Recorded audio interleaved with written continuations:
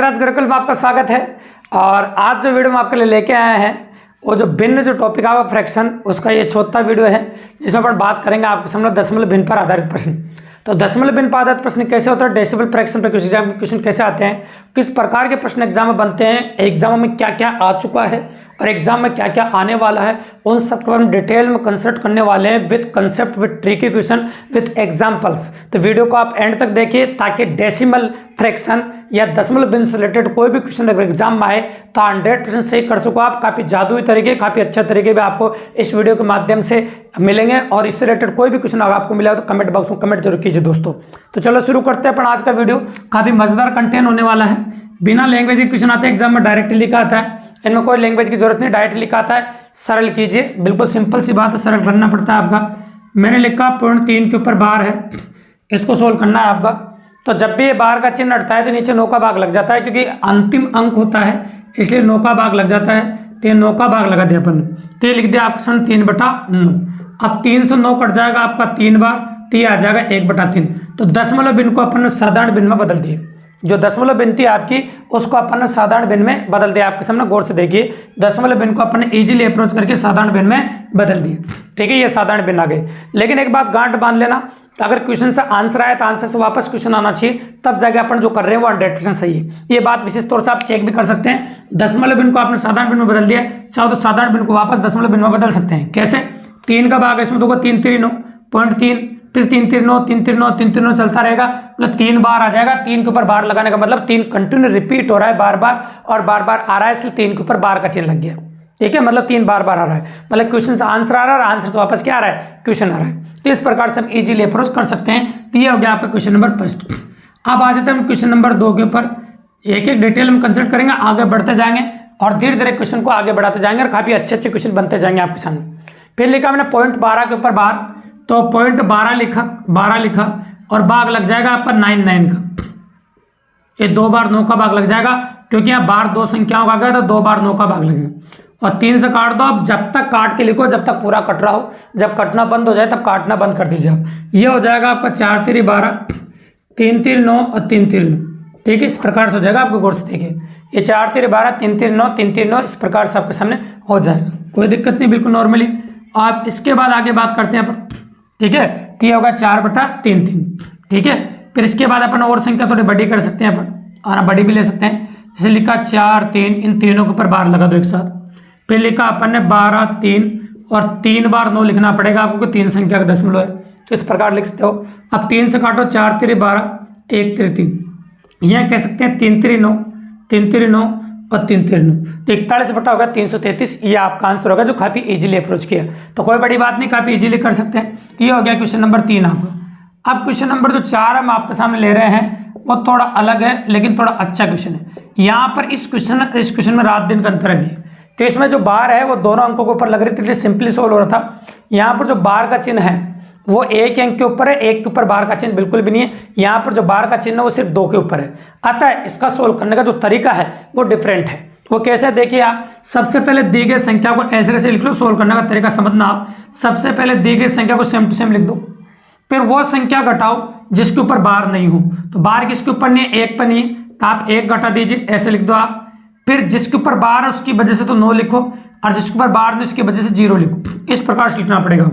अब 12 में से 1 घटाओ तो क्या आ जाएगा 11, और इधर क्या लिख रहा है 90। ये कट नहीं रहा तो डायरेक्ट आंसर हो जाएगा आपका 11/90। बिल्कुल सिंपली सोल्व कर दिया और काफी इजीली अप्रोच किया अपन ने, तो आंसर हो गया आपका 11/90। ठीक है, क्वेश्चन को और बड़ा भी कर सकते हैं। मैंने लिखा इस प्रकार से, और बार का जो चिन्ह है आपका वो सिर्फ इसके ऊपर लग रहा है, 3 के ऊपर यहाँ, तो कर सकते हैं, कोई बड़ी बात नहीं। फिर क्या लिखूँ मैं आपके सामने, ये पूरी संख्या लिखते हैं अपन 123, और जिसके ऊपर बार नहीं वो घटाते हैं। जैसे 12 के ऊपर बार नहीं तो 12 घटा दिए, जिसके ऊपर बार है उसकी वजह से 9 लगता है, जिसके ऊपर बार नहीं उसकी वजह से 0 लगता है, इसकी वजह से भी 0, इसकी वजह से भी 0, टोटल 2 0 लग जाएंगे अभी। अब 123 में से 12 घटाओगे तो क्या आ जाएगा आपका 111, ये हो जाएगा आपका 111। तो ये लिखा 111/900, ये हो जाएगा आपका 111/900, जो कि बिल्कुल सिंपली लिख दिया अपन ने और काफी इजीली अप्रोच किया। अब आ जाता है अपने क्वेश्चन नंबर 4 के ऊपर, जिसमें क्या होगा कि इससे थोड़ा सा बड़ा ले लेते हैं। और क्वेश्चन ये है आपका पॉइंट 12 34, जिसमें बार है 34 के ऊपर। ठीक है, अब इसको भी कैलकुलेट कर सकते हैं अपन, वही तरीका इस्तेमाल करेंगे। पहले दी गई संख्या को रिपीट करो सेम टू सेम, फिर जिसके ऊपर बार नहीं है वो घटा दो, जैसे 12 के ऊपर बार नहीं, 12 घटा दिए। और नीचे लिखो 2 अंकों के ऊपर बार है तो 2 बार 9 लिख दो, और 2 अंकों के ऊपर बार नहीं है तो 2 बार 0 लिख दो। तो ये चीज़ अपन तीसरी बार कर रहे हैं, पहली, दूसरी और तीसरी बार, तो काफ़ी अच्छे समझ में आ जाना चाहिए। अब दो, अब 12 जैसे घटाओगे तो 1222 हो जाएगा। ये 1222 हो गया, और ये लिखा 9900। अब चाहो तो आप 2 से काट सकते हैं, 6 दूनी 12, 1 दुआ 2, 1 दुआ 2, और ये 4 दूनी 8, 9 दूनी 18, अब 5 दूनी 10, तो ये कट गया। इतने बार काट सकते हो आप, कोई दिक्कत नहीं, बिल्कुल नॉर्मली इस प्रकार से काफ़ी इजीली अप्रोच कर दिया आपने। तो ये हो गया आपका क्वेश्चन नंबर 6। तो इस प्रकार से भी आप आसानी से कर सकते हैं। अब अगला पैटर्न अपना क्या बनता है वो देखिए, 4.3 के ऊपर बार, 4.3 के ऊपर बार, तो ये लिख दिया मैंने आपके सामने। अभी 4 लिखा है, यहाँ पर जो पॉइंट है, ये पॉइंट का मतलब प्लस होता है, और ये बार है, ये हटते नीचे 9 का भाग लग जाएगा। तो ये हो गया आपका 3 3 9, मतलब हो गया आपका 1/3। तो आप कह सकते हैं प्लस से इसको तब्दील कर सकते, 4 से 1/3 कह सकते हो। तो ये हो जाएगा 4 3 12, 12 1 13, तो ये हो जाएगा 13/3। ये आपका आंसर होगा। तो इस प्रकार क्वेश्चन को इस प्रकार से कंसल्ट कर सकते हैं अपन, और ऐसे भी एग्जाम में क्वेश्चन वेरिएंट हो सकते हैं आपके सामने, और ऐसा भी बन सकता है। तो इसका आंसर ये हो जाएगा, अगर वापस सोल्व करोगे तो ये आ जाएगा वापस। तो कोई बड़ी बात नहीं, बिल्कुल सिंपल है, काफ़ी आसानी से अपन ने कर दिया। तो ये हो गया क्वेश्चन नंबर 7 आपका, ठीक है। अब आते हैं अपन क्वेश्चन नंबर 8 के बारे में। तो क्वेश्चन नंबर 8 का एनालिसिस कैसा होता है उसके बारे में बात करते, देखिए आप।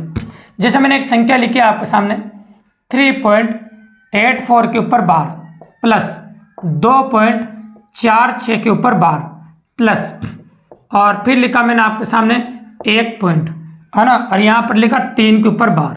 अब एक बात नोटिस करना कि तीनों संख्याओं को अगर आप जोड़ना चाहते हैं, और तीनों संख्याओं को आप जोड़ना चाहते हैं, तो एक बात का विशेष तौर से ध्यान रखना कि यहाँ 2 अंक के ऊपर बार है, यहाँ 2 अंकों के ऊपर बार है, यहाँ 1 ही अंक के ऊपर बार है। तो यहाँ भी आपको अंकों की संख्या 2 करनी पड़ेगी, है ना। अंकों की संख्या अगर आप 2 नहीं करते हैं तो फिर आपको जोड़ने में दिक्कत आएगी।